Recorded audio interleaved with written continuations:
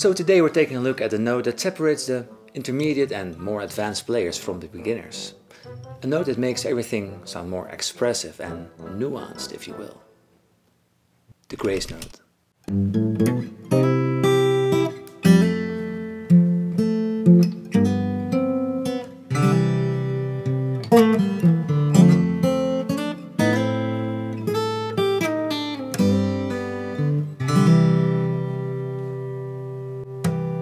The tabs for all the examples are available at my Patreon page. Hi folks, let me first explain the slightly colorless scene you find me in today. I'm traveling to Nam in LA, but I'm taking the long route, the long way round if you will. I'm taking it slow. So today I'm in the middle of nowhere in a wonderful winter wonderland. Hi guys, good morning, getting some work done. Oh, let me lower that ISO for you. So this is the winter wonderland. Isn't it beautiful? Well, let's get back to work.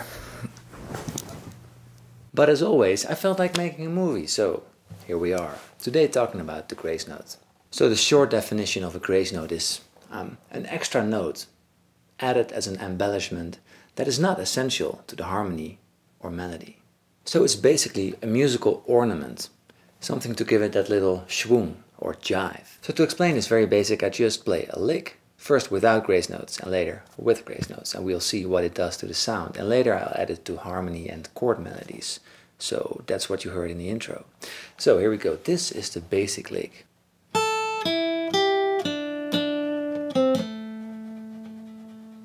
So a pretty boring lick in A minor pentatonic. Now let's add the grace notes.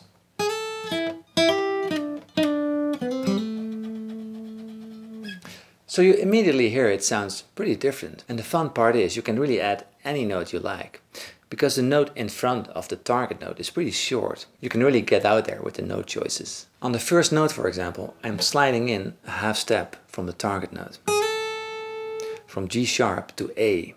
The G sharp is technically a note that is not in the key of A minor, but it still sounds great. So this is a little chromatic approach, and you can use that on basically any note if you play it like this. So we slide from G sharp to A. A is the target note, but the G sharp is the ornament. So you want that note to be short. You decide how short. If you make it a little longer, it sounds more dramatic. If you keep it very short, it's a little less pronounced. So you play the note, and immediately after hitting the string, you slide it up. Now the listener only perceives this as an A note with a little thingy in front. So then I'm playing fret 5 on the B string, an E, and then I'm playing fret 8 on the B string, the G. But to go to the G, I'm first playing fret 5 very shortly. So this is a target note, the G, but I'm going there via the E. So.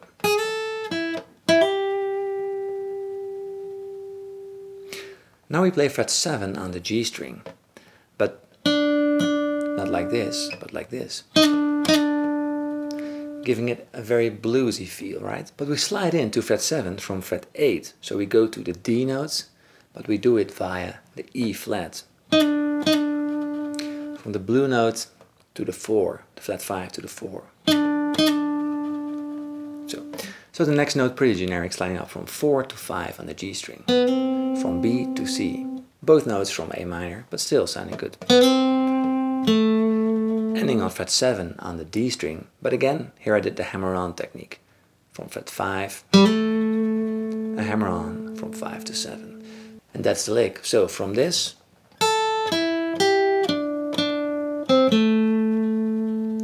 to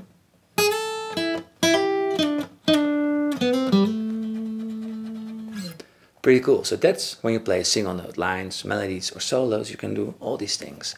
And now we go to harmony or chord melody. So let's go. I played a progression in the key of C major. It was C, F, G, and C, F, A minor, G, and C. But what did I do? So let me explain. I was playing fingerstyle. You can do it with a pick as well, but this helps me choose the right string at the right spot. So I started with fret 3 on the A string, playing just a C chord, fret 3 on the A string, a C, and fret 5 on the B string, an E, so the third interval, or just a substitute for the C major chord.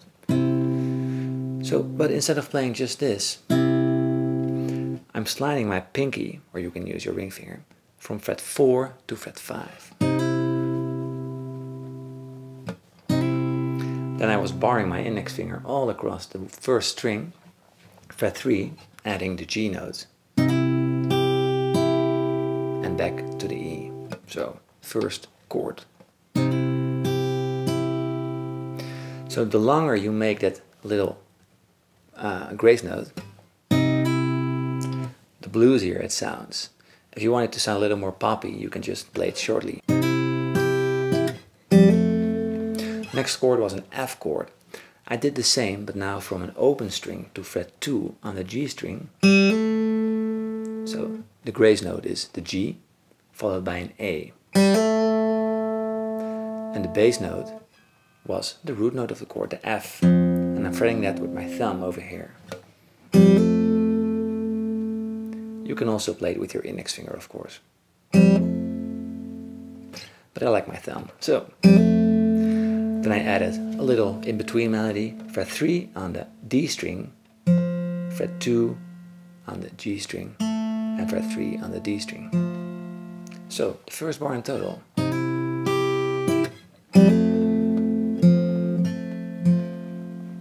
Beautiful. So now I was playing a G major chord. Anyone would play this. But what I did was this. Ooh, edgy. So first I slid it up from fret 3 to fret 4 on the G string, with the G as a root note. So it's basically the same as what we did at C, but now at G. And now I added the 4, which is the C, fret 1 on the B string, and back to fret 4. You can also do it on the same string.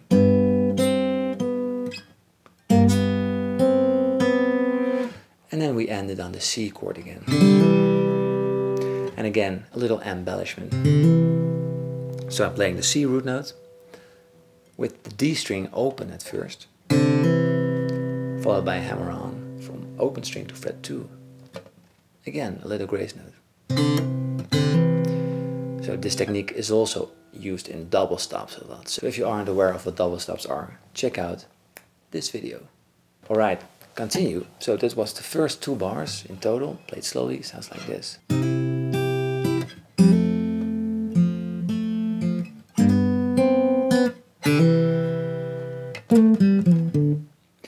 So then I played a little transition. Basically it's this, 2, 0 and 2, 0 on the G and D string. Just a little transition note to the next chord, an F. But to make it a little more interesting and spicy, I added a slide into the fret 2s. So instead of this, it sounds like this. A little bit of muting going on here at the bridge. Cool. And now we go to an F chord, bar 3.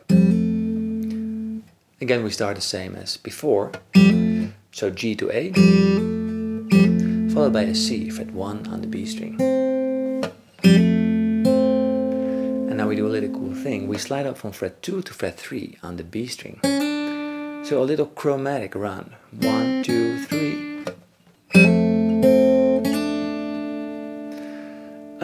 So it's from C sharp to D. C sharp is not in the key of C major and doesn't fit the F chord. But because we played shortly, it sounds very cool. Tension and release. And now we go to an A minor chord. But before we do that, we play a little grace note. Fret 4 and 4 on the G and the B string. And it's getting more and more extreme, just to let this be a good exercise for you. So fret 4 and 4 on the G and the B string, we slide it up to fret 5, landing on an A minor. So it's always cool to just slide in a half step from below to any chord you like. So what we do is this. I play the root note and the 4 and 4 together, and then immediately sliding it up to fret 5. And then a little ending run. And this lick is showing you can slide up or slide down. So at first we slide up from fret 4 to fret 5, G sharp to A, fret 3 on the E string, G, and then we slide from 5 to 4, from E to D sharp on the B string, to G, sliding down to fret 1. So like this.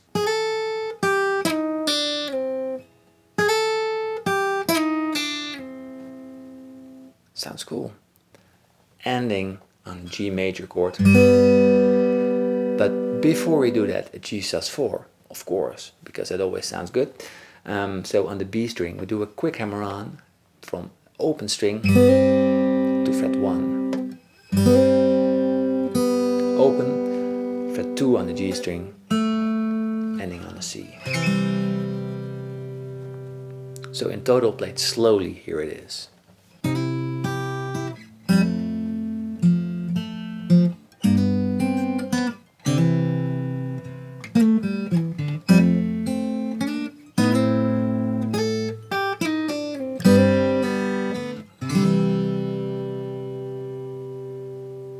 And there it is.